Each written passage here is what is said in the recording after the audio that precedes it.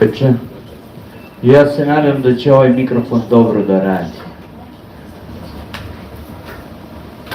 Imam zadovoljstvo da vam poželim dobrodošlicu na promociju knjige Srđana Jovića Osmeh optuženika. Srđan nam dolazi iz Niša i po vokaciji je diplomirani istoričar. Sa mnom, koji predstavlja ovo veče u ime Timočkog kulturnog kluba, večeras će govoriti o knjizi i Nevena Galogaža, koja je ujedno predstavnik udruženja pisaca Mali kameleon iz Novog Sada, kao i Aleksandar Stojadinović Jović, kako bih mogao da kažem, buduća književnica ili ti profesor srpske književnosti i jezika. Knjiga o kojoj ćemo pričati i koju ćemo pokušati da vam predstavimo na što, nadam se, lepši način, Osmeh optuženika, nije samo uzbudljiv triler, nego i duboka analiza savremenog društva, koja nas podsjeća da se svaka akcija nosi težinu istorije, a svaka odluka oblikuje budućnost.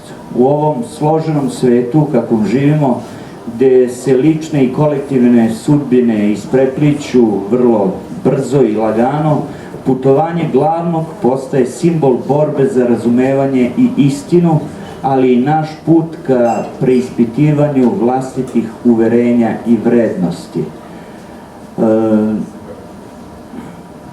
Mnogo toga bih još imao da kažem na ovu poslednju rečenicu i pričat ćemo o tome, ali pre toga bih dao reč koleginici Neveni.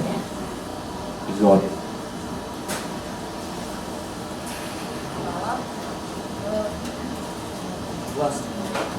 Čast svima i od mene.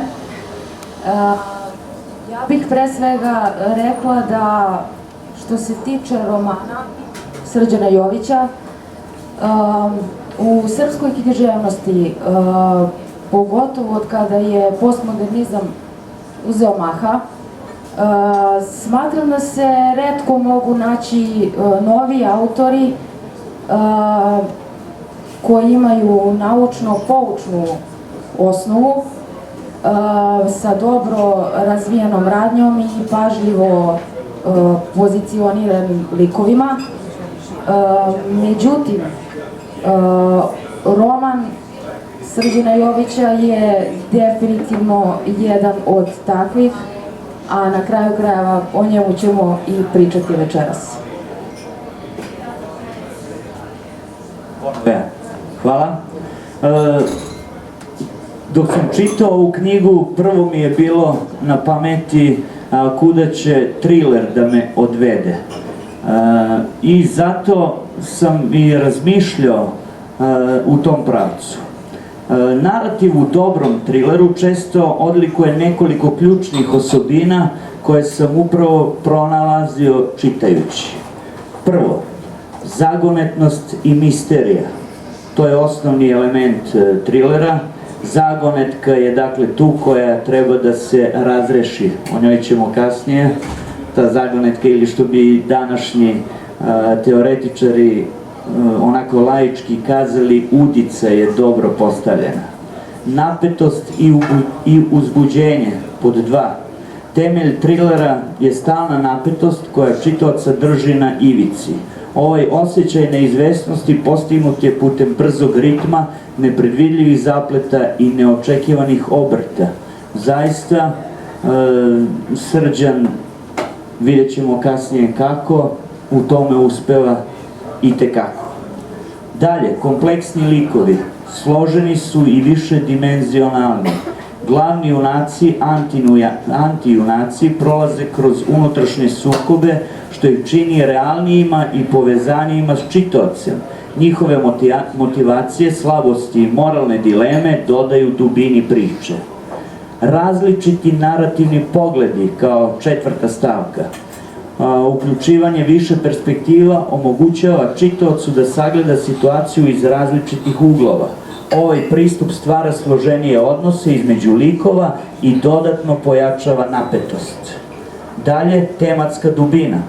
Iako trileri prevashodno naglašavaju akciju i misteriju, ovaj sadržaj dublje tematske slojeve posjeduje.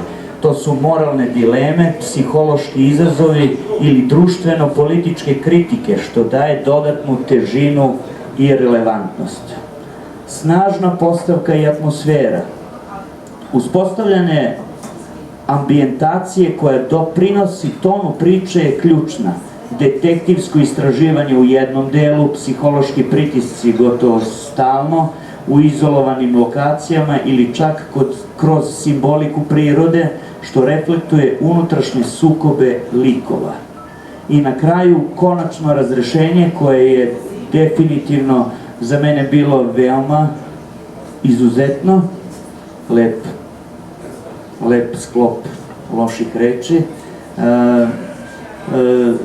I kada sam pročitao i došao do takvog kraja, shvatio sam da knjiga ima i nastavak, ali i o tome ćemo kasnije. I na kraju ostavljeno otvoreno pitanje koje podstiče dalje promišljanje. Toliko za sad imam da kažem o tome. Sada bih zamolio Aleksandru. Dobro večer svima. Naslov romana zapravo prikazuje istorijsko-politički kontekst. Optužen od zlih sila, srpski narod dostojanstveno u inat prkosi. Optuženik je simbol nepravedno optuženog naroda, a njegov osmeh predstavlja zadovoljenje pravde na kraju. Svima je poznata narodna poslovica da ko se zadnji smeje, najslađe se smeje. Bilo je više verzija naslova romana, jedna od njih je bila i Crni kišobran, ali je Srđan od toga odustao, smatrajući da bi tako oni koji predstavljaju zlo i nepravdu bili glavni likovi. Također neka od verzija je bila i osmeh haškog optuženika, jer se u romanu Haški sud osporava kao institucija pravde. To je sud koji ne postoji da bi kaznio krive, već da bi kaznio poraženu stranu, što je u ovom slučaju srpski narodi, srpski vojnici. To je to što bih rekla u naslovu romana.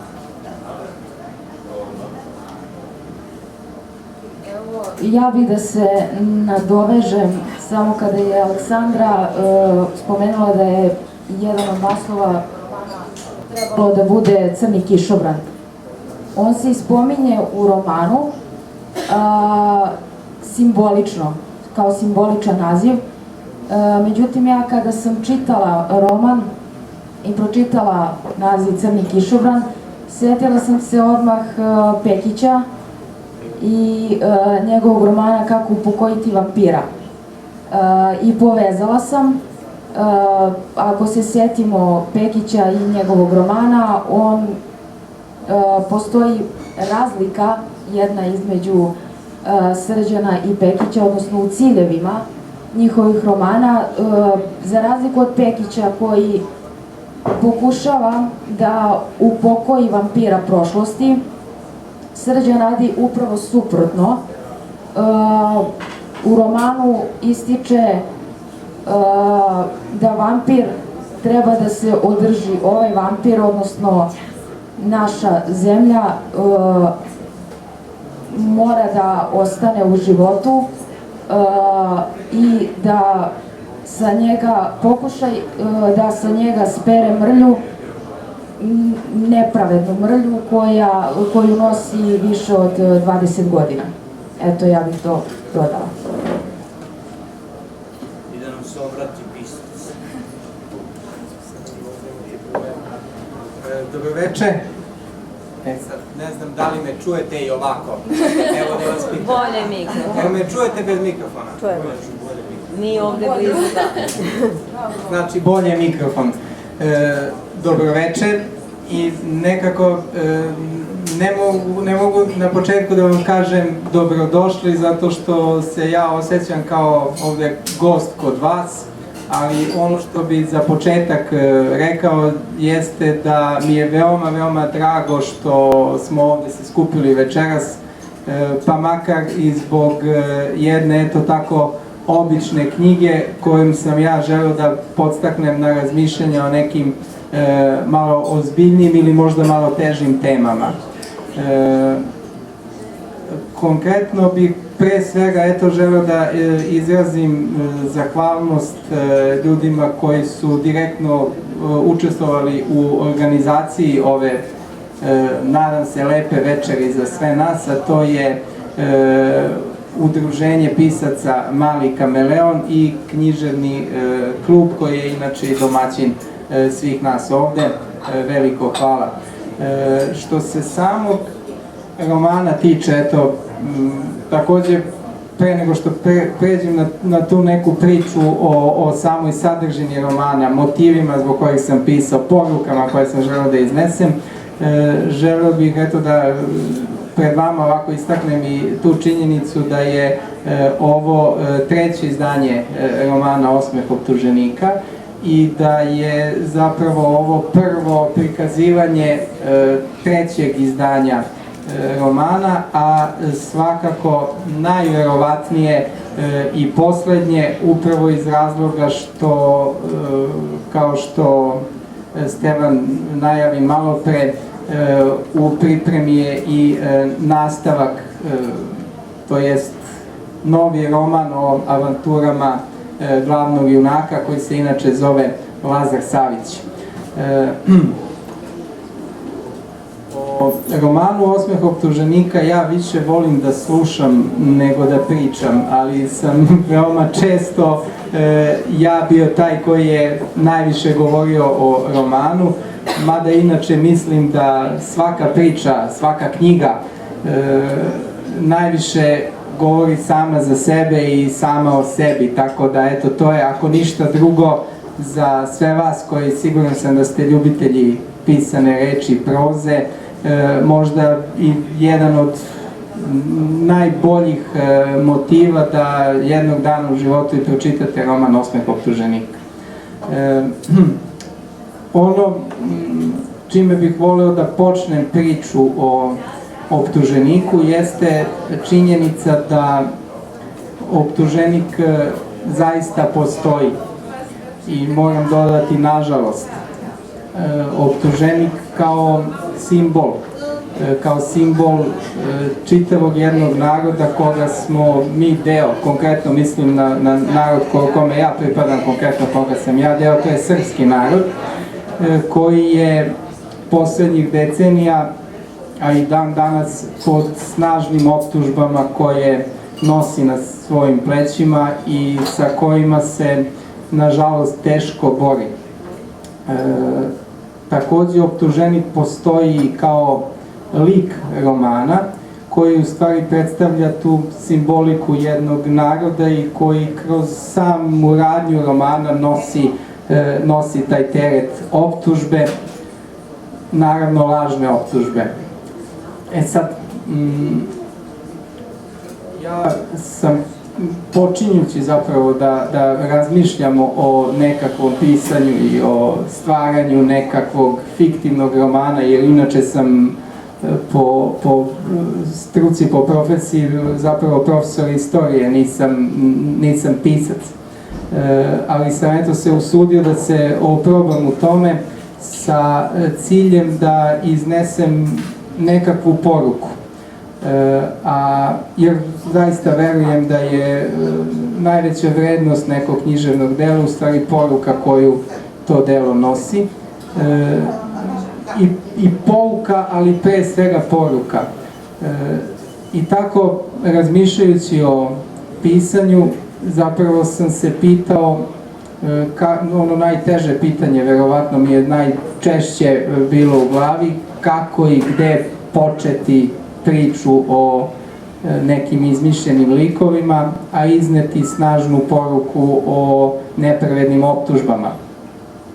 I naravno ta razmišljanja su me odvela gde drugde nego na Kosovo. Zato što sve velike priče i sva mitologija i sva ona suštinska istina koja je utkana u i nacionalno i civilizacijsko biće srpskog naroda počinje na Kosovu. I tako i najveća veličanstvenost, a i najveće tragedije, nažalost, srpskog naroda leže na toj svetoj zemlji Nemanjići. Pa je tako i početak romana zapravo Kosovo, i ja bih rekao možda i početak jednog kraja za Kosovo, a to je 1999. godina i bombardovanje. Takođe, s obzirom da dolazim iz Niša i da sebe smatram Nišlijom, zaista ne odvajam ni jedan geografski predeo Srbije u smislu važnijim ili manje važnim, ali eto, kao malo lokal patriota želeo sam i da kroz roman Osmeh optuženika oslikam i za mene najlepši grad na Balkanu, a to je Niš, pa siguran sam da ćete čitajući roman i bez obzira na to da li ste bili u Nišu ili niste, malo bolje i upoznati grad iz koga ja dolazim. A osnovni događaj kojim sve počinje je u stvari jedan zločin, ali zločin za koji nažalost ne postoji optuženik. To je zločin koji se dogodio u Nišu 7. maja 1999. godine, dana u kome su NATO vojnici ubili desetine i ranili desetine civila u centru grada na Nišavi, kod Niške tvrđave, zapravo konkretno na pijaci, daleko od svakog vojnog postrojenja tadašnje Jugoslavije.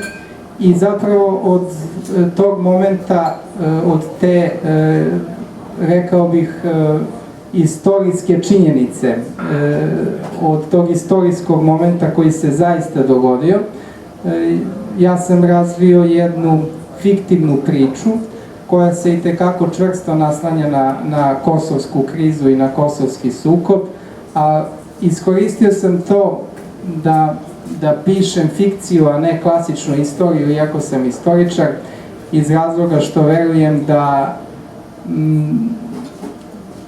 vreme 1999. godine, vreme tog najnovijeg rata koji je vođen ovim prostorima, još uvek nije sazrelo da postane istorija u tom naučnom smislu, da se može tretirati kao istorija i da se piše neko naučno delo.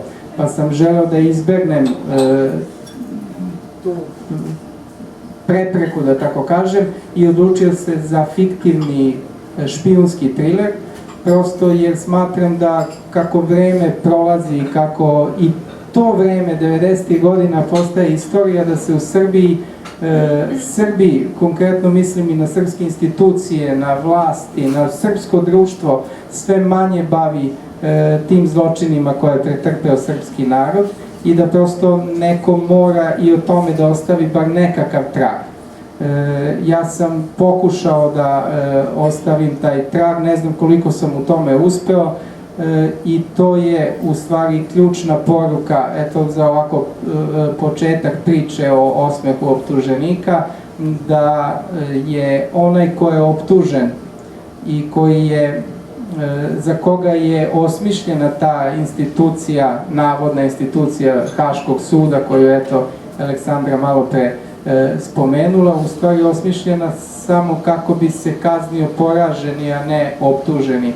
A optuženik itekako postoji, nažalost optuženik je taj koji i dan danas sudi, a žrtva je ona koja je na optuženičkoj klupi. Tu obrnutu percepciju istine roman Osmeh optuženika pokušava da razbije, iako ni za koga drugoga, onda bar za narod koji je u celosti žrtva. Eto, toliko od mene i toliko od ovog uvodnog dela, i sada bi eto moglo da usledi jedno malo iznenađenje i za vas i za mene koje će oslikati jednu važnu scenu iz romana Osmeh optuženika.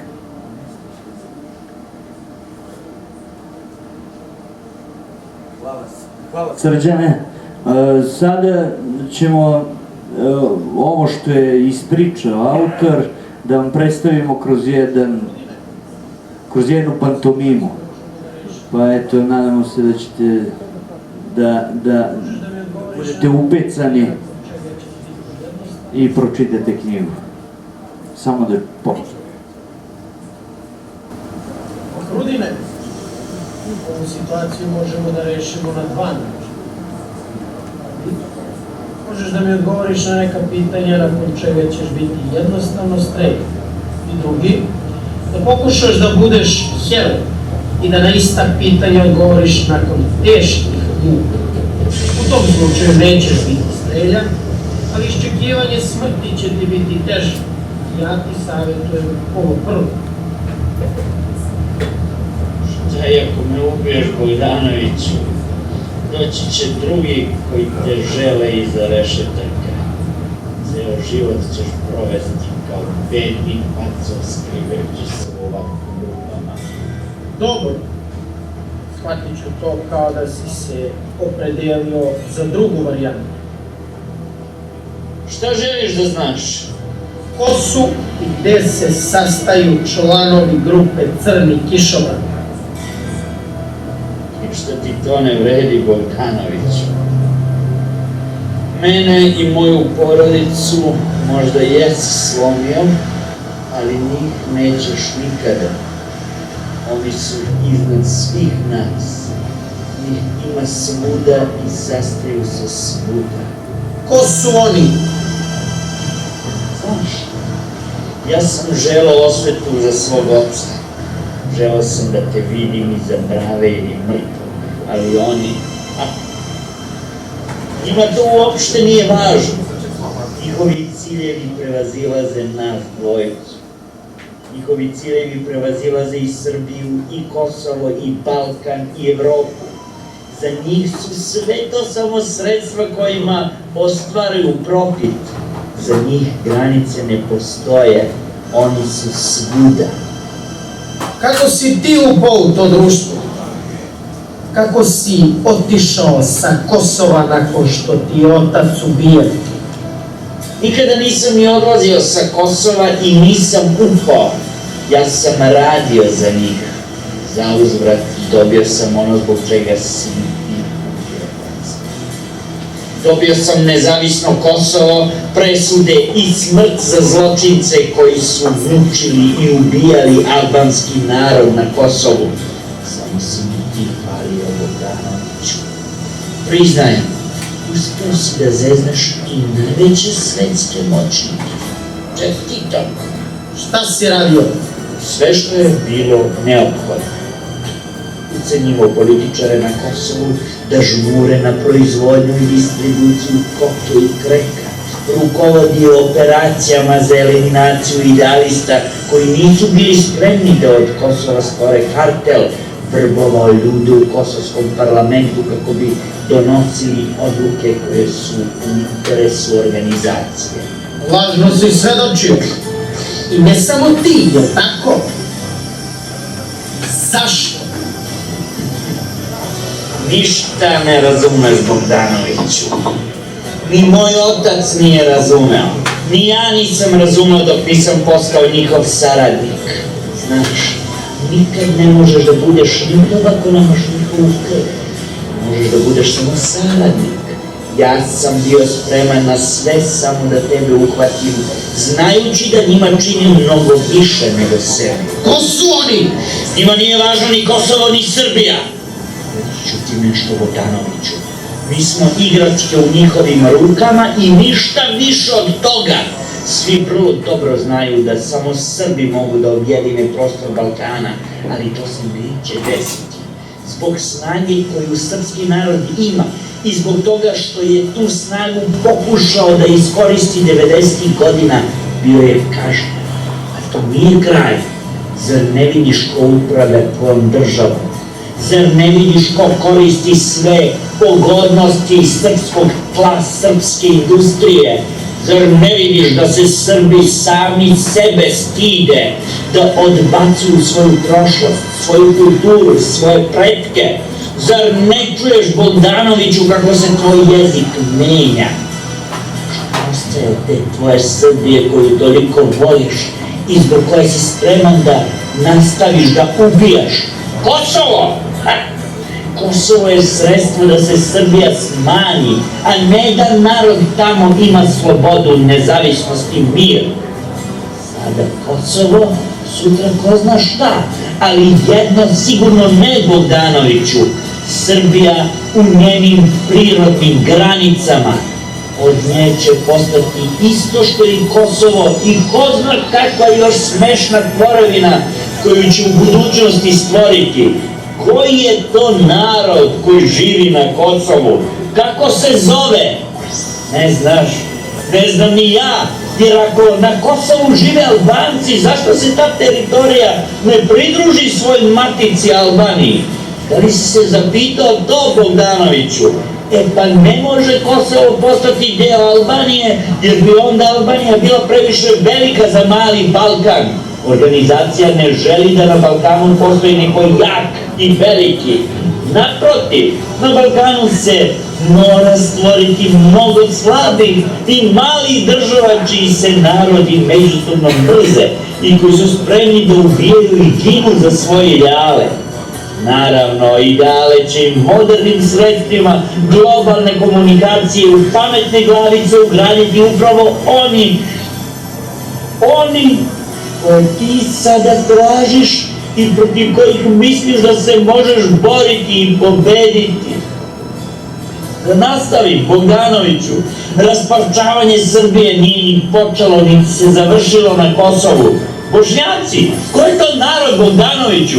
Hoće li i oni imati nekada svoju državu? Imaće! Danas narod, sutra država. Tako to ide. Imaće i oni svoje Kosovo onda kada bude potrebno da se Srbija još malo skrati, još malo ponizi. Ne zavidim svom ocu, znaš, da bi ti i on bio zahvalan što mu nisi dozvolio da vidi sve ono što ja vidim. Zavidim mu zbog toga što nikada nije saznao za koga se borio. Verovo je da puca na Srbe, da bi dobio svoju državu i umro je verujući da gine za nju. Za strani narod koji sebe prikazuje žrtvom, a usmerava naše živote ka sopstvenom džepu. I sada, Bogdanoviću, ovog trenutka dok dvojica idealista sede u smrdljivom podrumu, spremni da pucaju jedan u drugog, oni koriste sredstva naših država i naroda kako bi spremili teren za osiguravanje moći i bogatstva njihovim unucima. Ajde, Bogdanoviću, završimo s tim, pucaj. Ne pokušavaj da izjednačavaš nas dvojicu. Kakav si ti idealista, gnjido mala. Zbog smrti običnog teroriste otvoreno priznaješ na kakve podlosti si spreman. Idete po belom svetu i bleblećete kako sam vam sekao prste, čupao nokte, silovao devojčice i skidao skalpove. Opisivali ste sopstvene zločine nad srpskim civilima i prišivali ih meni. Nije te stid da mi prosipaš priče kako bi kupio moju milost. Trebalo bi da znaš da ja prema ološu milosti nemam. Sve što si mi rekao ja odavno znam i shvatam. Ali razlika između nas dvojice je to što ja svoj ideal nikada nisam prodao belosvetskoj bagri. Moja organizacija je ista ona za koju je moj deda stradao prelazeći preko albanskih planinčina da bi se borio na Bregalnici. Ta organizacija nikada nije bila niti će biti prodana kriminalcima na koje aludiraš. Zapamti to, nikada! Smrt tvog tatice koje ti smatraš herojem bila je osveta za decu koju su ih pobio i civile koju su ubijali ti tvoji zaštitnici. Evo, baš ovde, da ovde Mustafi, na 200 metra od nas, kasatim bombama. Ako nisi znao, nalaziš se u tvrđavi. Ovo zdanje je obeležje mog grada i nekada je, kažu, u ovim tunelima koje ti nazivaš smrdljivim podrumom čuvano blago. Ovde blaga više nema, ali znaj da smo bogatiji nego pre. Uzalud ti govorim, bedo ljudska, jer ti nikada nećeš razumeti šta znači imati istinske heroje među precima. Zato, Fahrudine, dosta je glumatanja. Hoću imena i mesta sastajanja. Hoću sve o crnom kišobranu. Pričaj, Fahrudine, ja nemam mnogo vremena. Uvešeni Kodijević.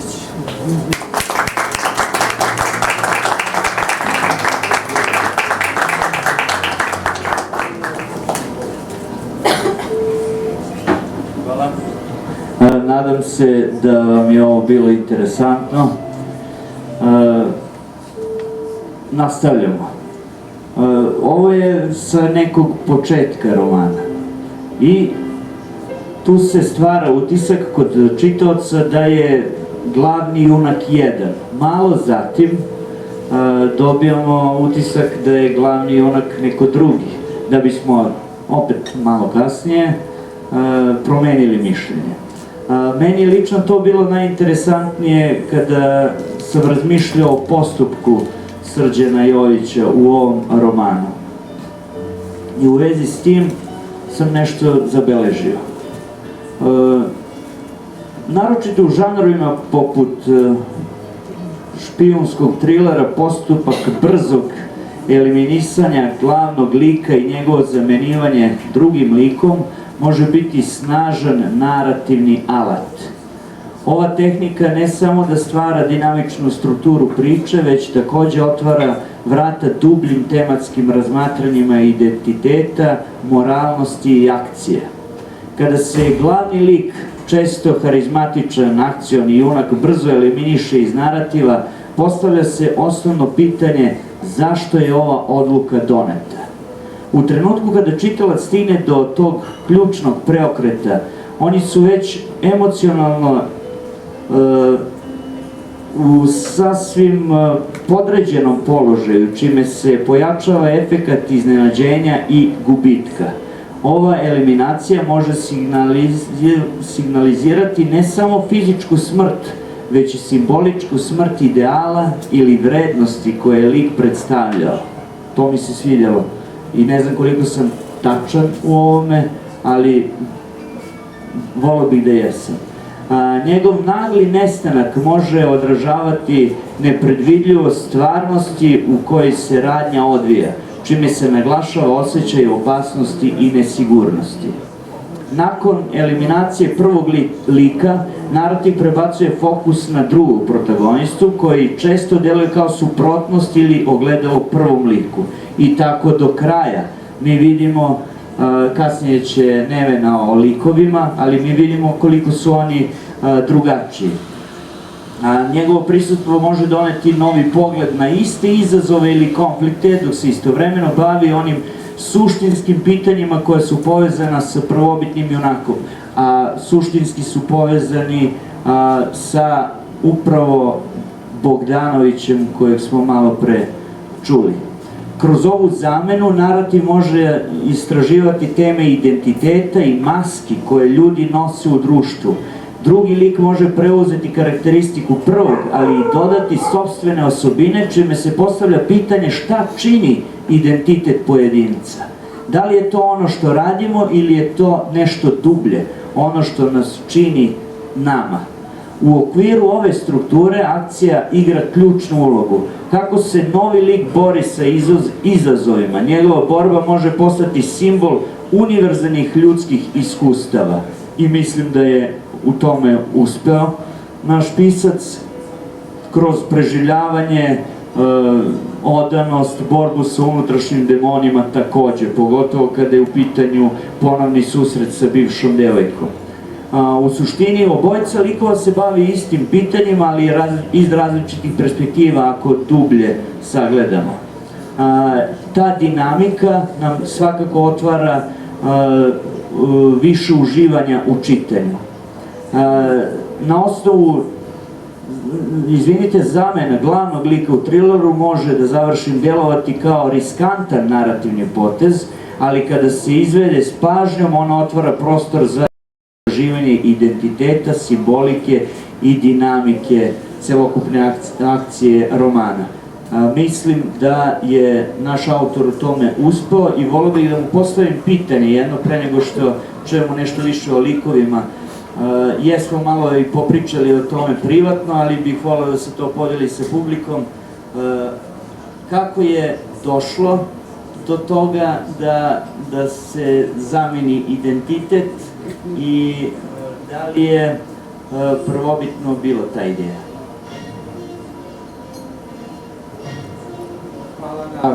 Hvala na pitanju. Prosto ovo je jedno od rijetkih pitanja koje dobijam kada je u pitanju osmeh optuženika i svakako da ću odgovoriti. Međutim, pre nego što dam odgovor, ja ću samo kratko.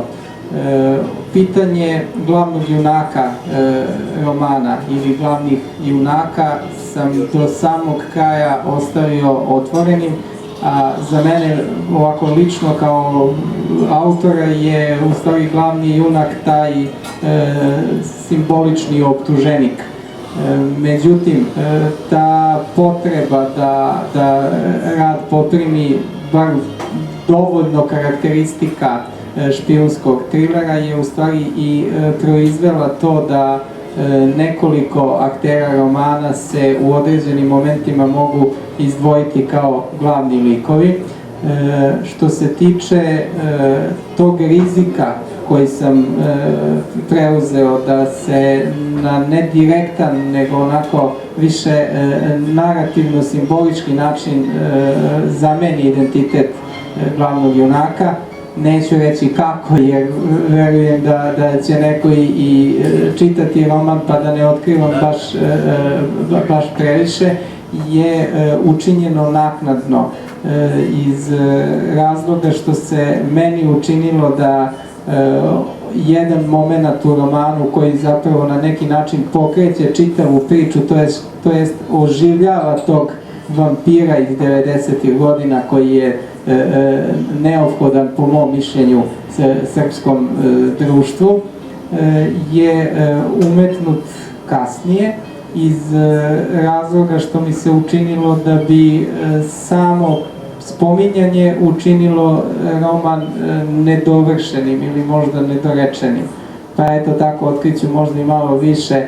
Prvi deo romana je napisan poslednji, što je možda i malo posledica toga što tog nekog mog neiskustva u pisanju, jer treba znati da je ovo prvi roman koji sam napisao i pisao sam ga veoma dugo i možda je to neiskustvo u stvari dovelo do toga da sam kasnije u pisanju preuzeo taj rizik da zamenim identitete ličnosti.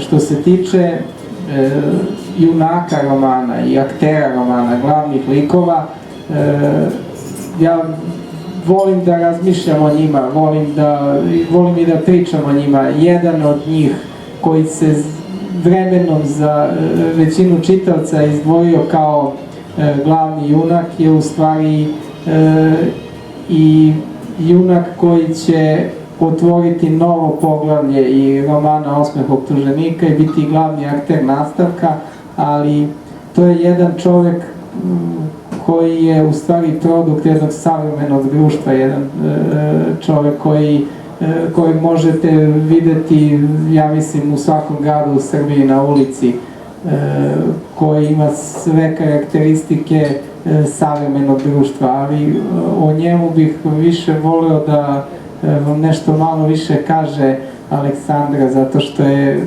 na neki način barem delimično uticala na to da njegova sudbina, možda i neke njegove karakterne osobine budu baš takve. Pa evo, izvolite.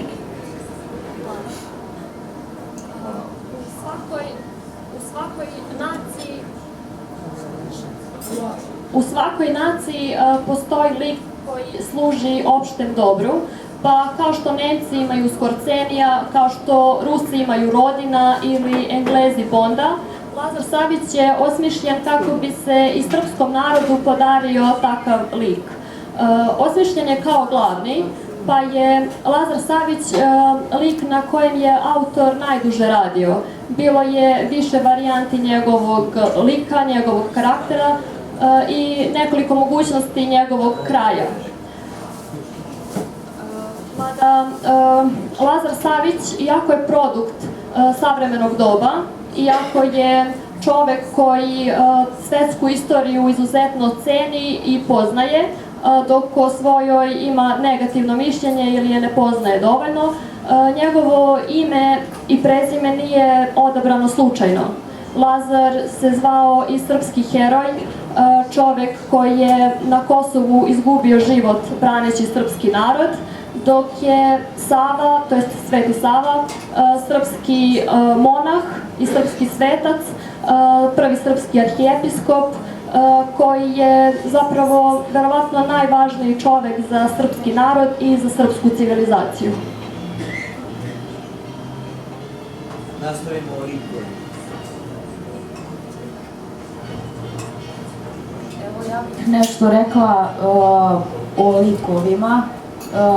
Likova ima mnogo, naizgled mnogo, međutim ja bih izdvojila tu dva glavna lika, jer pažljivim čitanjem možemo da vidimo da zaista postoje dva glavna lika. Jedan je akcioni, da tako kažem, a drugi suštinski. Akcionog lika, što jeste Lazar Savić, lako će se prepoznati u romanu jer sve vreme drži tu napetost, dinamičnost romana. Međutim, do suštinskog treba doći, jer suštinski lik, iako nije upečatljiv, on sve vreme upravlja celom situacijom i drži tu liniju suštine do kraja, do samog raspleta. I postoji razlika između njih. Ta razlika jeste u tome što suštinski lik se trudi sve vreme da dok živi u nepravdi i u laži spere tu mrlju sa sebe. Akcioni lik je vođen isključivo adrenalinom, upušta se u rizičan posao i vođen je jedino novcem. Tako da, eto, to su za mene dva glavna lika i likovi koji su na mene ostavili utisak.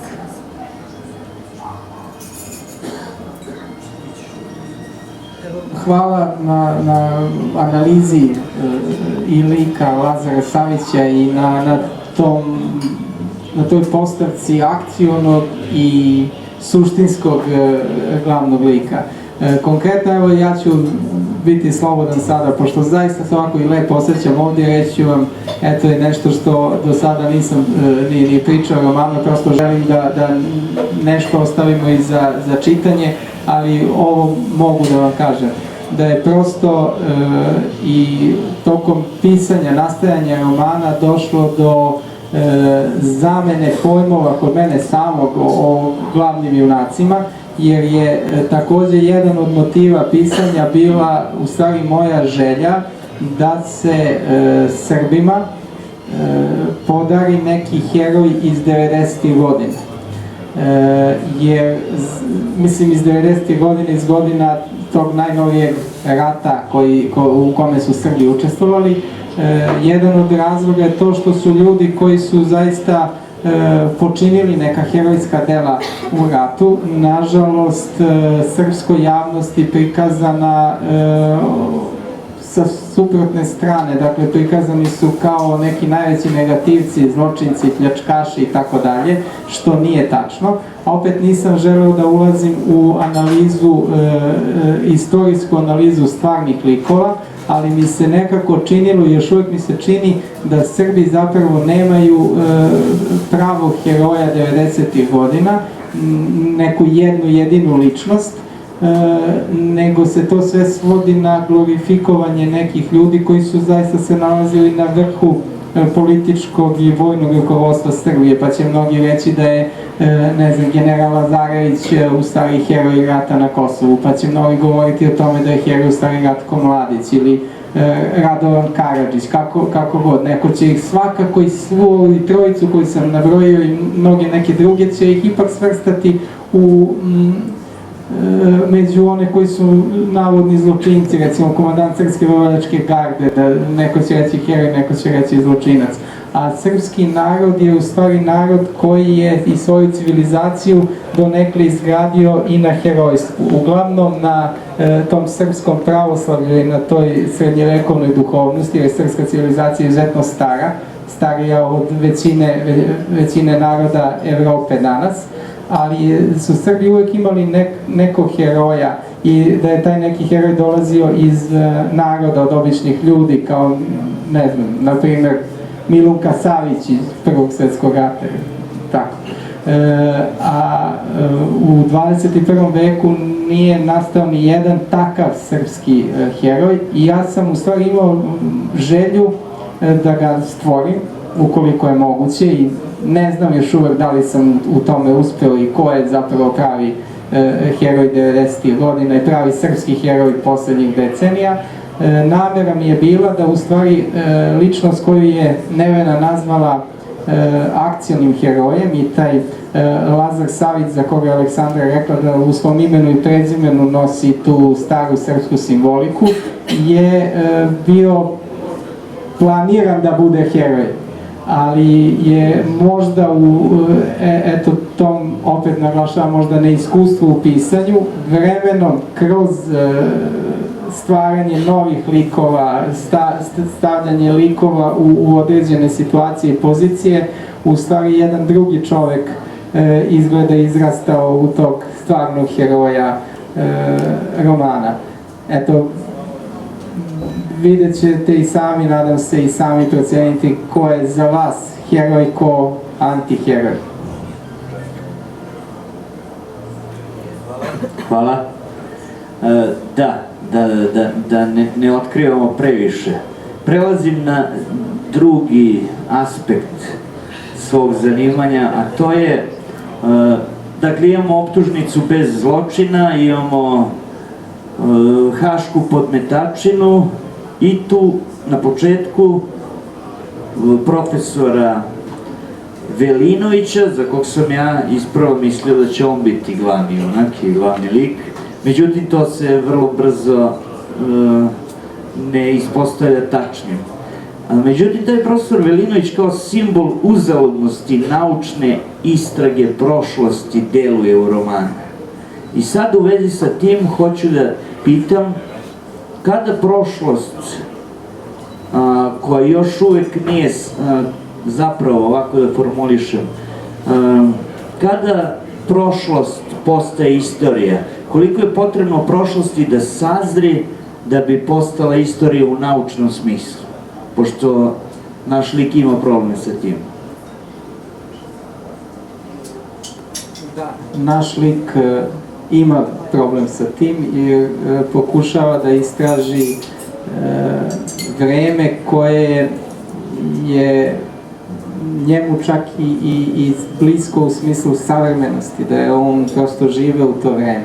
I tu se onda postavlja pitanje za istoričare na koje sam ja želeo da odgovorim i što se tog dela romana tiče, apsolutno sam siguran da sam učinio pravu stvar, jer to je prosto moj teren, istoriju znam i znam kako se istorija tretira i onda tu to je bio i najlakši deo za pisanje romana.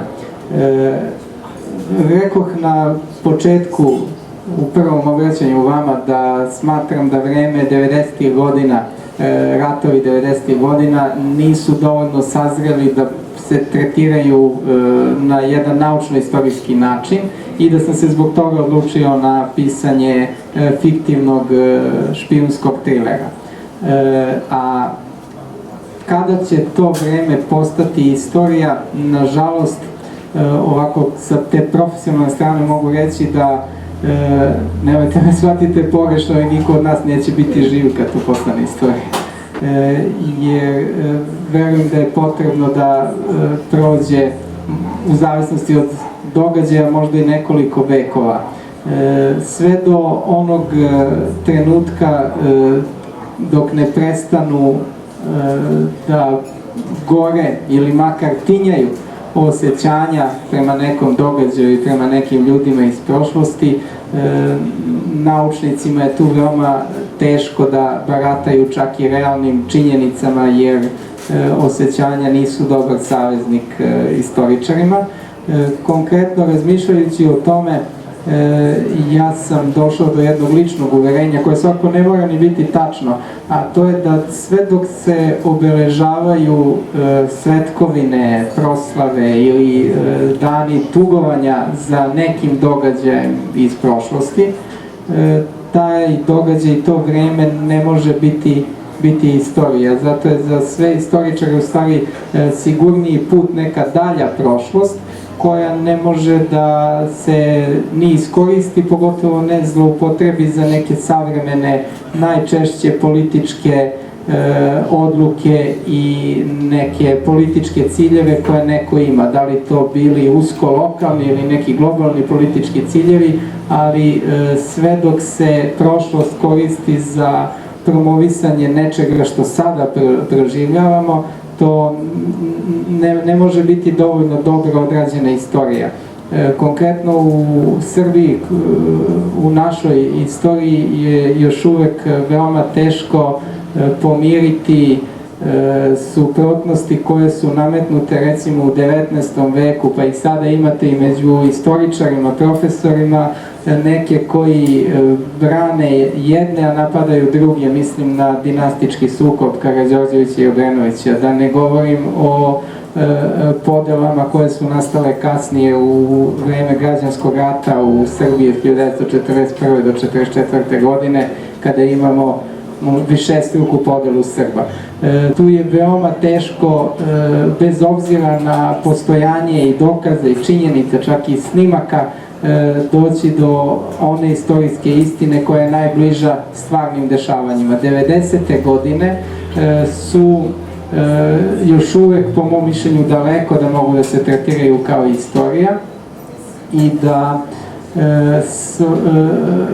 najveća skupina materijala za istorijskog materijala istorijske građe za istoričare je u stvari svedena na trenutne političke pamflete jedne ili druge strane.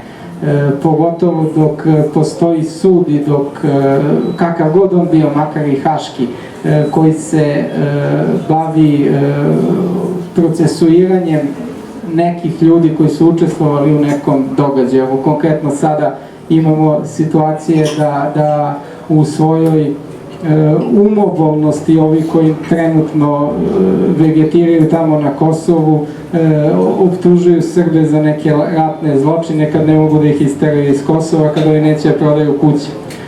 Tako da tu nema govora o nekoj istorijskoj istini, o nekakvoj naučnoj metodologiji. A na kraju krajeva, ono što može da bude u stvari zaključak, da i pravdu i nepravdu na kraju ipak prenese istorija kao nauka. Jer i svaki sud koji se formirao u prošlosti da bi nekoga osudio, nekoga oslobodio, na kraju bude podvrgnut tom jedinom ispravnom i realnom sudu, a to je sud istorije. Tako da i o optužbama i optužnicama i o presudama koje su donete konkretno u Hagu, istorija će nekada, kada opet kažem nas više ne bude bilo, doneti svoj konačni sud. Hvala. Nastavio bih ovu priču, a sad pitam vas dve koja bi to pre kazala. Nešto o, da kažete nešto što sam primetio, ali bih pre da čujem nego i sam da kažem, da je ovaj roman takav da u njemu eros nadjačava ljubav, a novac pobeđuje pravdu. Zašto je to tako i da li biste bile saglasne sa mnom, koleginice? Da, eros nadjačava u romanu, zapravo ljubavne priče u romanu i nema. Prikazana je ljubav samo prema otadžbini i jak osjećaj prema ličnoj ambiciji. Da. Hoćeš mi reći još nešto? Ne bih dodala ništa, jer ako dodam, samo ću da pokvarim, ja se apsolutno slažem. Onda izvolite. Samo ako može još jednom da ponoviš pitanje. Zašto je u ovom romanu eros nadjačao ljubav i zašto je novac pobedio pravdu? Odgovor bi mogao da bude veoma jednostavan, zato što se radnja romana odvija u vremenu u kome mi živimo. I zato što je glavni junak u stvari produkt savremenog društva i savremenog doba. Dakle, glavni junak nije čovek koji je pun vrline i koji je pun nekakvog poštenja. Svakako nije on loš, ali je prosto čovek koji je odrastao i koji živi život jednog savremenog čoveka. Konkretno to je čovek koji bi mogao da bude predstavnik nekog prosečnog Srbina kakvog ja sad vidim, nekog ko je željan komfora, ko je željan luksuza, koji je spreman da uradi sve da bi zadovoljio te svoje osnovne porive. Konkretno to je čovek koji voli malo više da popije, to je čovek koji voli da vreme provodi u kockarnicama, zahvaljujući kojima je u stvari i dospeo u tu špijunsku mrežu koja se na kraju isplela oko njega, da on je pitanje kako iz nje izlazi i da prosto u takvom svetu, u takvom okruženju ljubavi skoro i da nema. Da svet u kome mi živimo je svet strasti i komfora, bar ga ja tako doživljavam, a onda gde se pojavi ljubav i nekako tako, da kažem ovako lepo osjećanje intimno, da su to ljudi, to bivaju ljudi koji su nekako odbačeni od savremenog društva. To su ljudi koji se baš i ne uklapaju. U savremenom svetu treba biti slobodan da bi bio prihvatljiv i biti slobodan makar i protiv svojih ličnih intimnih pobuda kako bi mogao da budeš socijalno biće. I to je jedan od razloga zbog kojeg Lazar Savić kao akcioni junak romana u stvari hrli i teži ka svemu onome što je neophodno da bude deo društva u kome ga je prosto sudbina postavila. Da, i meni je to bilo interesantno i sviđa mi se postupak pisanja, jer čitalac u jednom trenutku svakako pomisli, aha, ipak će nešto od njega biti, ipak će to unutrašnje iz njega da proradi, jer ako možemo da kažemo da svako u sebi ima spoljašnjeg i unutrašnjeg čoveka, Lazaru je definitivno bitnije ono spoljašnje, kako se oblači, kako će ući u kafić, a ono unutrašnje sve, sretne se sa bivšom devojkom, iskoristi, ona to misli i tumači na jedan način, dešava se nešto drugo, ali opet piše se tako da pomislim u nekom trenutku da će on nešto ipak da doživi, da mu bude ili nama bolje, međutim ne, ali dobro, čitat ćete, izvoli Nena. Ja bih samo rekla da iako kod glavnog junaka nema ljubavi, one prave istinske ljubavi, ipak može da se uoči ona druga strana, a to je strah i neka vrsta slabosti sa kojom se on suočava upravo kada treba da krene u akciju. tako da nije uopšte neustrašiv. Jeste prikazan kao kockar, jeste ono najgore i jeste kockar, to svakako, ali ipak u svakom živom biću postoji ona druga strana i povremeno se ona pojavljuje, ali se ona potiskuje onog trenutka kad se krene za novcem i za ličnim zadovoljstvom.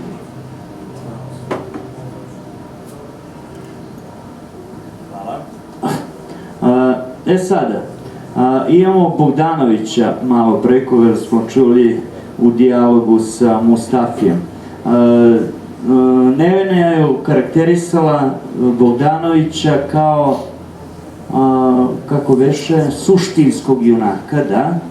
I sad, ako imamo suštinskog junaka u liku majora Bogdanovića, a sa druge strane imamo Lazara Savića kao akcionog junaka,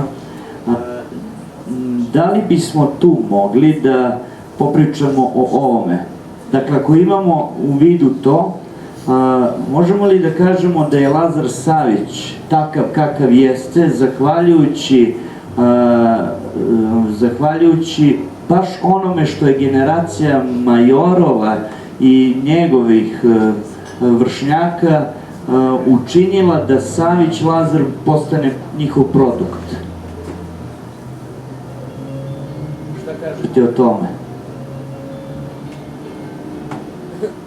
Da li sam u pravu? Veoma jedno ovako teško pitanje, ne teško da... To se polemiše često, a ima toga i u romanu. Da, teško pitanje, pitanje jeste teško, ali odgovor je nažalost lak. I pozitivan, po mom mišljenju, da.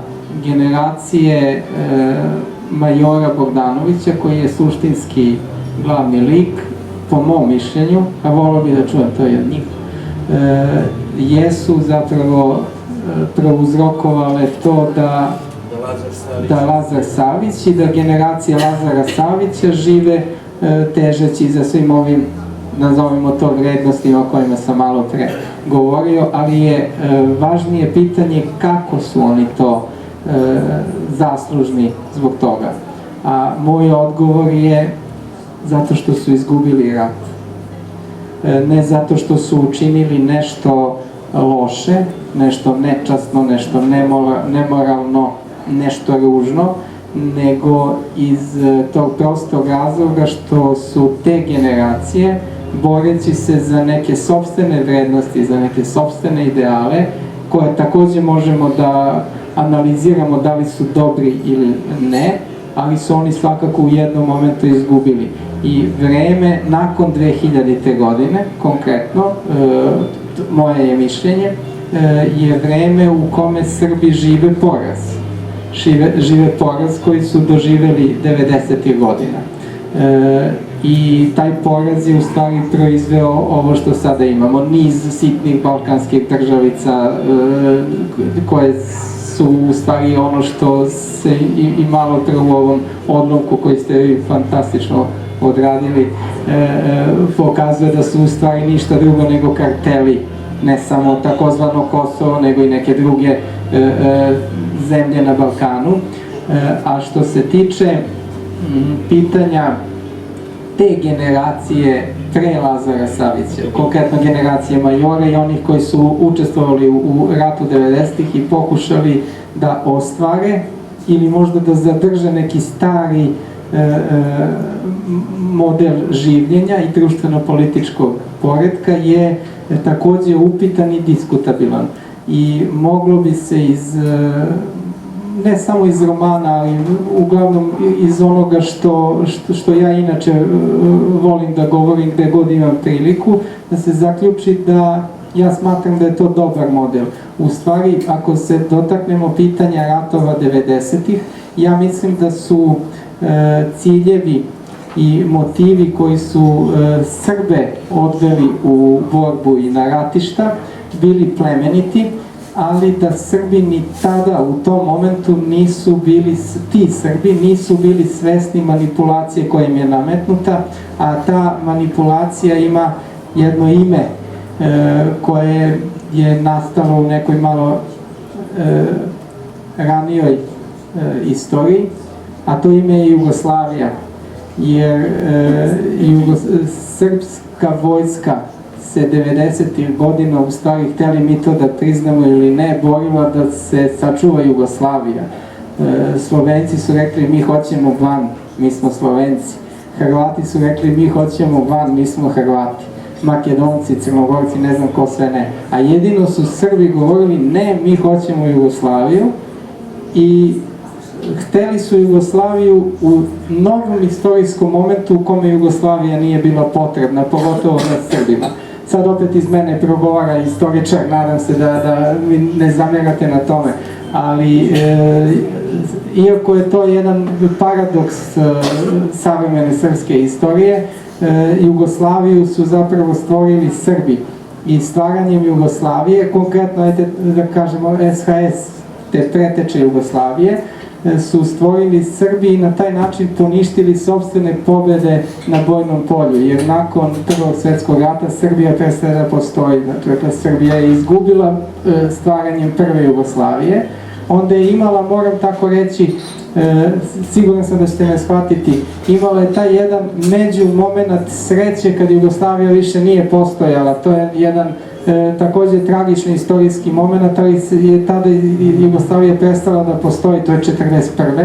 nažalost, pa se onda ponovo vratila Jugoslavija, to je taj drugi moment u kome Srbima nije bila potrebna Jugoslavija, i onda taj posljednji treći, 1989. godine, kad komunistički blok u Evropi definitivno gubi hladni rat, kad sve komunističko prestaje da funkcioniše u istočnoj Evropi konkretno, pada jedan Sovjetski savez kao komunistička sila koja je dominirala više od 80 godina.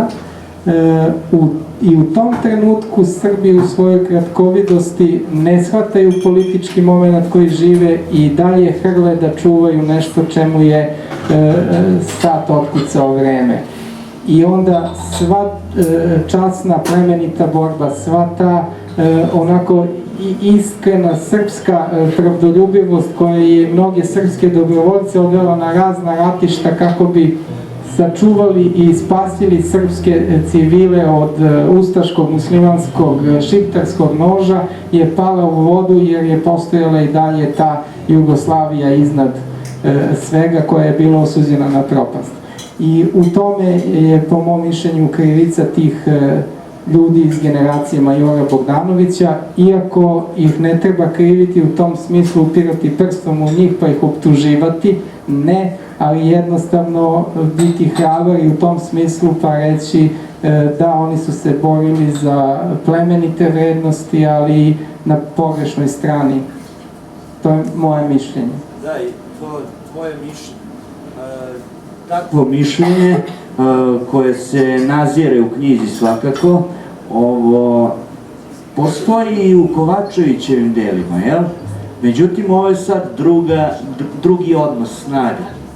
Ali Kovačević se kroz svoju satiru, komediju bavi tim odnosima, mi smo krivi zašto ste vi takvi, oni su krivi zašto smo mi ovakvi, ali ovdje ipak sad malo drugačije.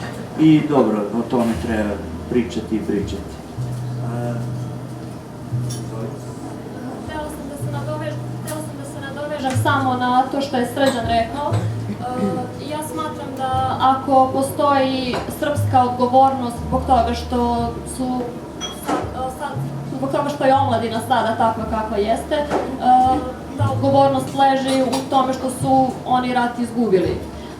Pa tako, na primjer, nastavnici, profesori u školama više nisu cenjeni, deca imaju sva demokratska prava i više ih ne interesuje šta će im reći profesor istorije i čemu može da ih nauči, već se o tome informišu putem interneta, putem nekih televizija koje služe onima koji su nas pobedili i koji gledaju zapravo američke filmove ili serije u kojima su ženskaroši, alkoholičari ili kockari prikazani pozitivno i mi sami znamo da nakon poraza se ovde otvara mnogo kockarnica, mnogo kladionica i da ih pre toga nije bilo. Tako da mislim da može i to biti razlog tamo. svega toga stoji crni kišobran neki. O tome može Nevena nešto. Ne bih da dodam ništa.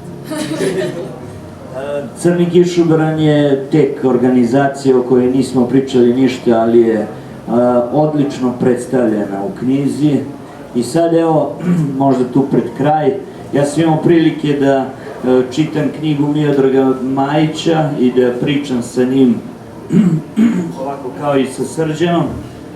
I moram da kažem da mi je ipak, s obzirom da znamo da su Deca zla urađena i kao serija, da su ekranizovana, volio bih da se i ovo ekranizuje. I mislim da bi ovo bio bolji produkt za seriju. Da, evo imamo glumicu.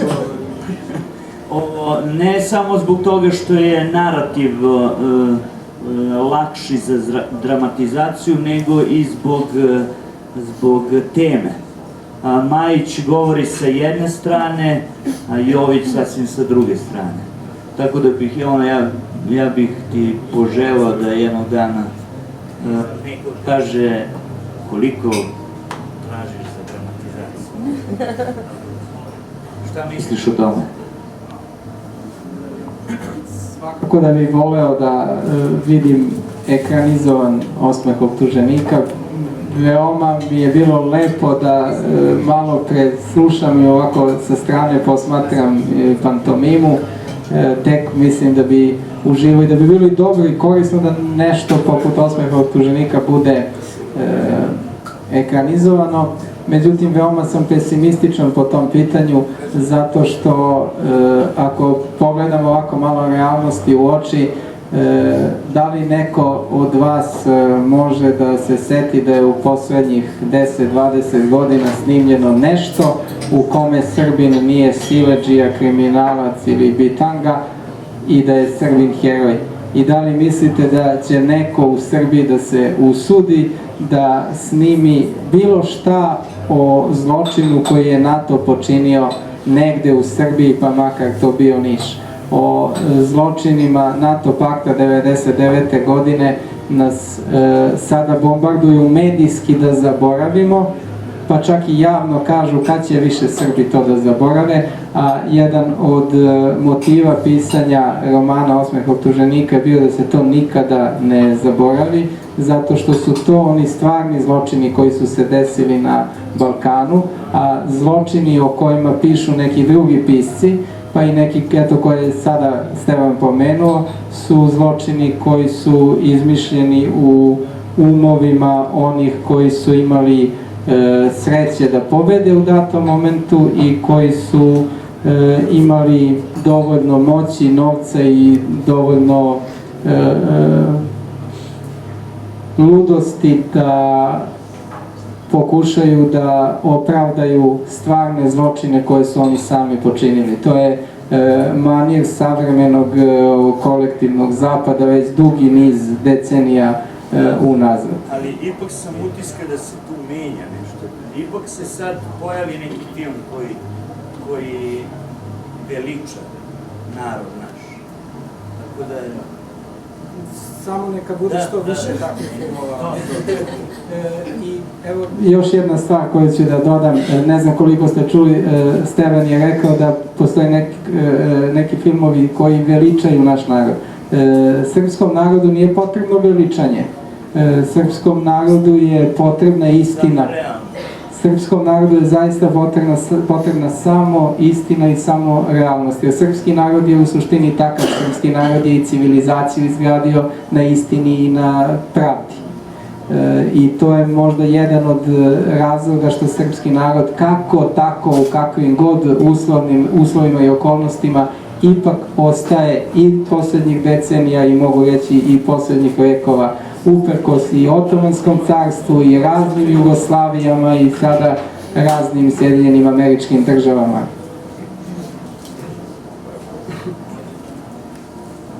Da li bi neko možda od vas poželao da pita nešto?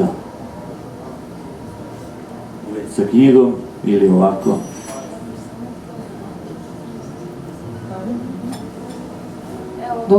Dok možda nekome padne na pamet neko pitanje, Pravo je, samo usudite se. Evo, dok se neko ne ohrabri da pita, ja bih samo dodala, Srđan je spomenuo istina, pravda, ali ja bih dodala i sećanje.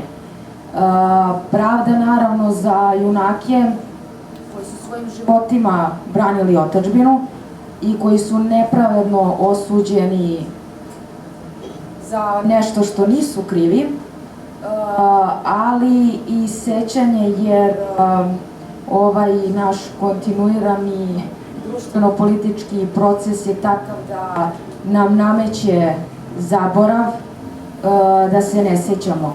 A u tom nametanju kulture nesećanja definitivno je potrebno vratiti kulturu sećanja. To je to. Evo sad ja imam pitanje, taman se nadovezujem na to što si kazala. Moje pitanje za Srđana, da li tvoj roman na kraju ima u onoj osnovnoj poruci, pošto si kazao da ima pouku, srpski narod kao nosioca tragične krivice ili nismo nosilac tragične krivice? U smislu da smo svesni grešaka koje činimo iz najbolje namere ili nismo svesni?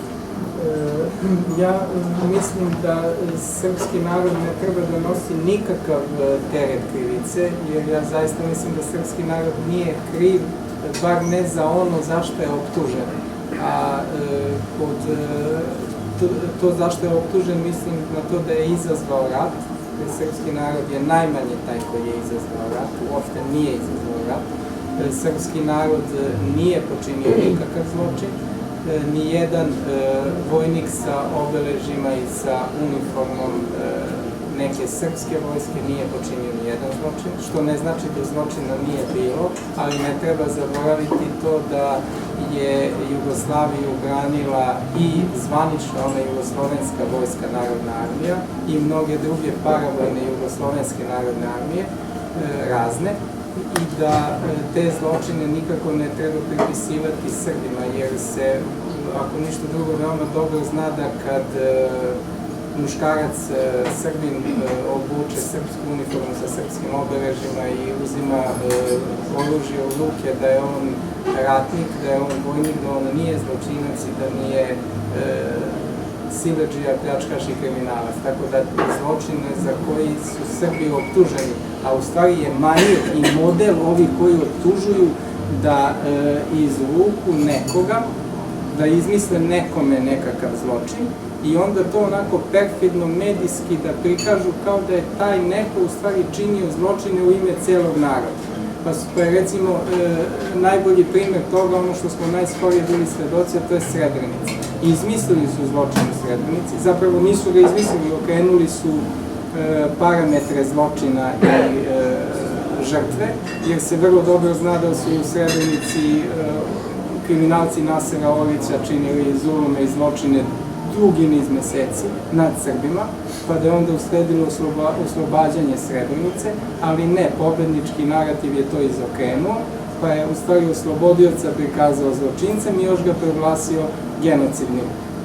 Za takve zločine Srbi nisu krivi, nisu ih počinili, pogotovo recimo jedan od sličnih modela je bio slučaj Račak, koji su takođe fabrikovali u navodni srpski zločin, a to se i sada čak da licemerje bude veće na njihovim vojnim školama uči kao najbolja antiteroristička operacija u određenim okolnostima, ali ne, tada im je trebalo da to bude zločin da bi mogli da bombarduju Srbiju, odnosno Jugoslaviju, da bi ostvarili neke druge političke ciljeve. Za te zločine Srbi nikako nisu krivi, jer nijedan Srbin ih nije počinio, pogotovo ne jedan narod u celini. A što se tiče ove krivice koja bi mogla da se možda graniči sa zabludom, u smislu da su Srbi bili zaluzeni Jugoslavijom, da nisu u stvari shvatali da je Jugoslavija nešto što je za Srbiju štetno, već o toj krivici bi moglo da se razmatra i da se traže krivci, ali opet i tu treba imati jednu malu činjenicu na umu, a to je da je svo i političko i vojno rukovodstvo srpsko 90. godina, koje je bilo aktivno 90. godina, u stvari oblikovano i školovano iz jednog totalitarnog komunističkog režima, iz jednog režima koji je nastao na srpskim žrtvama. Konkretno, ja to eto volim da kažem, pošto Srbi kao ovako narod vole da mitologizuju sve i svašta, pa su onda došli do toga da možda ste i čuli da kažu da je sve što je vredelo srpsko izginulo sa Lazarom na Kosovu 1389. godine. To je dosta preuveličano, ali mislim da je veoma blizu istine to da je ono što je vredelo srpsko u stvari izginulo 44. i 45. kad su došli komunisti. Da je tada da nismo ni svesni koliko je sistematskog ubijanja onog pravog, pravdoljubivog, iskrenog, poštenog srpskog pobijeno, onda iz tog totalitarnog režima koji je nametnut tada je izašao jedan drugi politički i vojni kadar koji se ovako otvorio 90. godina i čak bi moglo da se kaže da i takav kakav je bio 90. je bio dobar kakav je mogao da bude, jer i 90. godina se našao opet taj neki Slobodan Milošević da sve pokrene na Zemestanu 600 godina nakon Kosovske bitke, da se veže za nekakvu srpsku srednjevekovnu tradiciju i da se bar na neki način, možda bar delimično koliko je mogao u svom komunizmu, odrekne tog komunizma. I ja mislim da je u stvari tu, da su te generacije 90. godina možda pokušale da speru grehove svojih očeva, da se iz tog komunizma vrate nekim srpskim vrednostima, koji su opet bili pod okriljem pravoslavne crkve, ali da nisu tome mogli da budu dovoljno vični, jer je prosto indoktrinacija nakon Drugog svetskog rata komunistička bila izuzetno jaka u Srbiji, dok su recimo Hrvati i Slovenci i neki drugi, koji su izmišljeni sad kao Bošnjaci, u stvari iz prikrajka bili motivisani da budu to što su bili pre te 44. i 45. godine. Pa tako postoji jedno, nažalost, proročanstvo koje je izneo predsednik vlade Srbije za vreme građanskog rata od 41. do 44. Milan Nedić, o njemu možemo da imamo svakakva mišljenja, ali on rekao, nažalost tačno, da će u toj budućoj komunističkoj Jugoslaviji Slovenke rađati Slovence, Hrvatice će rađati Hrvate, a samo će Srpkinje rađati Jugoslovene. I nažalost tako je bilo. I nažalost je u stvari to njegovo proročanstvo u stvari pokazate te krivice. To smo mislili, izvini, mi smo onda kao... Samo je to trebalo. Ovo na kraju. Eto, malo sam odužio, oprostite. Ali onda ispada da jesmo nosioci tragične krivice, one dramske, ne političke, ne istorijske, nego dramske, kao u tragediji. Tako, da, apsolutno se slažem sa vama. Takođe imam pitanje, sad izvini, koliko si zašao duboko u političko stanje 90-ih, pošto je već građa to u odnosu na fikciju? Pa mogu reći da verujem da zaista jesam, onoliko koliko je moguće i koliko je dostupno. Zato što opet taj pobednički narativ nakon 90. godine bio izuzetno jak i onda je veoma teško da se nakon nekog poraza čuje glas poražene strane. A ja prosto kao istoričar volim da čujem glas i pobedničke i poražene strane, ali je za te novije istorijske pojmove i događaje to dosta teško.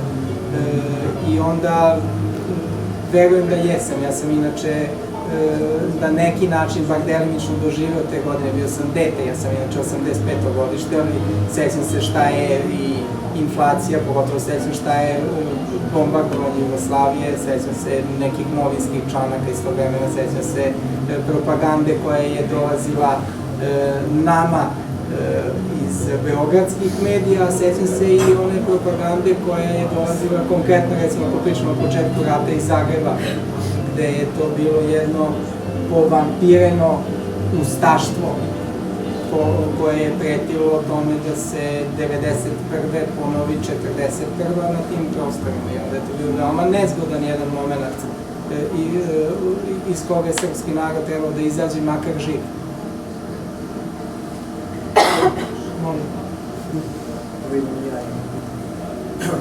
Kao neko ko je dobio priliku da kroz ovaj kratak odlomak dobije taj lik majora Bogdanovića i kao nešto što smo razgovarali privatno kada smo se upoznali, da li je upravo ta istina koja je potrebna Srbima, makar kakva god ona bila, ali istina, jer takav smo mi jednostavno narod, da li je upravo ta istina bila jedan od pokretačkog motiva, da tako kažem, za stvaranje ovog romana? Da, jeste. Bila je istina i eto ta neka srpska potreba za isterivanjem pravde. Jer mi, mislim, Srbi jesu malo takav narod. Srbi jesu takvi, isterat ću pravdu do kraja, pa makar mi se i obila ta pravda. Veoma često nas se obila i često mi kao narod, recimo sad opet gledamo tako iz tog istorijskog konteksta, smo vrlo često umeli da isteramo pravdu, ali nismo umeli da živimo u pravedne vremena. Isto kao što smo umeli da pobedimo u najtežim vojnim bitkama, ali nismo uspeli da se snađemo u miru. Jer to je nekako, neka možda zla sudbina srpskog naroda da prosto, i verovatno zato što je i ta istina i pravda, možda zato što su nedostižni. Jer ko će sad ovako kad bismo ušli na nekako filozofiranje, ko će znati šta je istina i šta je pravda? I baš će Srbi da budu ti koji će da isteraju to na čistac. Prosto svrha i negde možda i opravdanje samog toliko viševekovnog postojanja Srba jeste u stvari to iskonsko traganje za istinom i za pravdom. Pa tako i jedan od likova romana, da se vratim na roman, jedan čiji je identitet kasnije zamenjen, u stvari juri za tom Justicijom. Vođen tom boginjom Justicijom, juri za njom, ali u toj potrazi na kraju bi se moglo reći da istrada. Zato što je u isto vreme, pored pravde, istine, juri i za lepotu. Lepota će spasti. Njega ne su uče vidjeti. Da su te tragične greške koje su apsolutno lapašću da pročitaju. Da, ima. Možda još neko ako nešto da pita, prokomentariše bilo šta. Mnogo mi je lepo sa stvarno da s vama ne bi da idem. Samo kratko mi je potrebno iz nekog mog skromnog književnog iskustva gde, doduše ja se eto nešto kao bavim poezijom, pa mi se desi da mi padne prosto kraj pesme, pa da treba nekako da je započnem. Pa da sam smislila, ako sam dobro razumela, u jednom momentu je nastao prvo druga polovina romana, je li tako? Koliko je bilo teško osvojiti sam početak, s obzirom na... Bilo je preteško. Pa da. To sam i mislila, zato i pitam, reko, da li je ista muka. Zapravo, mnogo više energije i razmišljanja i tog nekog, da kažem, psihičkog zamora u stvari proizvede ta neophodna mašta koja prethodi samom pisanju. Jasno.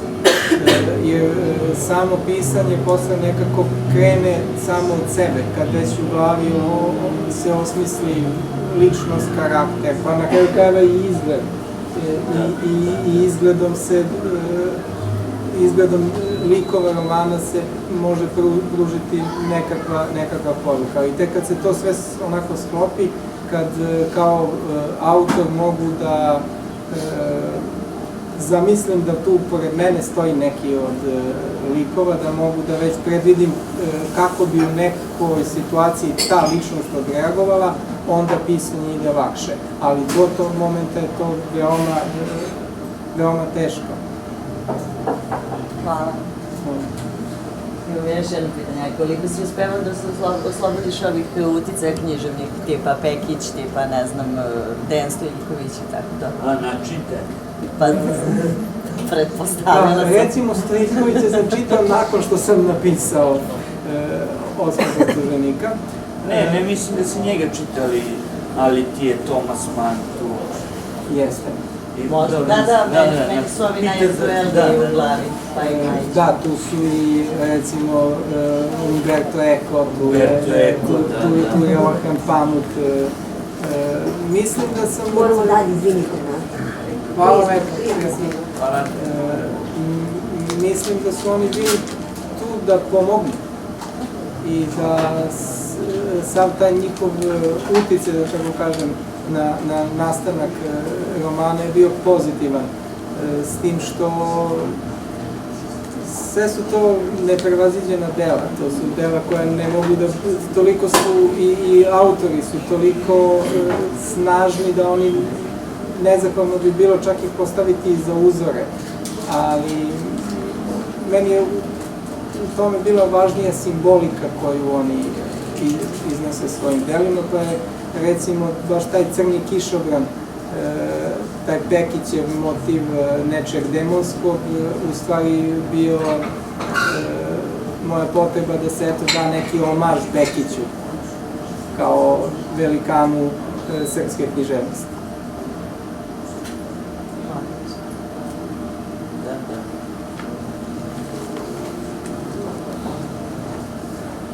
Možda još neko nešto da pita, ne, mislim da smo rekli sve što je potrebno i da... Pa da, ako neko nešto da pita slobodno, ja bih samo iskoristio na kraju da ovako i javno i pred vama izrazim u stvari svoju zahvalnost izdavačkoj kući Bukmes, koja je, to je izdavačka kuća veoma mlada, koja ovako objavljuje i neke autore koji nisu, da kažem, nisu afirmisani, ali se veoma lepo i veoma dobro odnosi prema tako mladim i, da kažem, novim piscima, onima koji se... Da, može i malo stariji. Može i malo stariji, mladi, da. Se javi. Zahvaljujem se zaista na sjajnom formatu romana, na prelepoj ilustraciji i iskoristio bih priliku i da se zahvalim i Biljani Radjević, koja je uradila nešto da ovo novo izdanje bude drugačije i da bude lepo, a to su par ilustracija u romanu koje oslikavaju neke momente i možda jedna ovako za mene lepa i važna stvar u ovom momentu je to da do kraja godine se već može očekivati da taj kontraverzni profesor Lazar Savić, koji je glavni junak, akcioni junak, da, to je taj, da ćemo njegove nove neke izazove, avanture moći da čitamo već do kraja godine, a pošto je već sam Osmeh optuženika imao onu jaku neku kontraverznu priču u sebi, onda je nekako bilo i za mene neophodno da nastavak bude bar u toj meri kontraverzan, pa se svakako opet bar delimično naslanja na kosovsko pitanje u Srbiji, ne na problem, iako to sad i srpske vlasti kažu kosovski problem, Kosovo ne sme da bude nikad problem, Kosovo je misao, ideal i osnova postojanja u stvari srpske civilizacije. Kosovsko pitanje može, bar za mene, i ono se takođe nastavlja u nastavku romana, ali je po sredi u stvari jedna savremena priča sa jednom ukorenjenošću u malo daljoj prošlosti nego što je 1999. godina i taj novi roman, eto do sada to nikada nisam rekao, reći ću ovde, nosi naziv Prijatelj iz Drezdena i svakako aludira na sadašnjeg predsjednika Ruske federacije koji je otpočeo nešto što će možda istorija ubeležiti kao Treći svjetski rat. Znamo da je bio službenik KGB-a krajem 80. godina u Drezdenu, u tom gradu u istočnoj Nemačkoj, u kome počinje radnja narednog romana, to jest nastavka, a nastavlja se u savremenu dobu. To je ovako bila neka moja lična potreba da to iznesem ovako sada pred vama. Hvala. Tebi.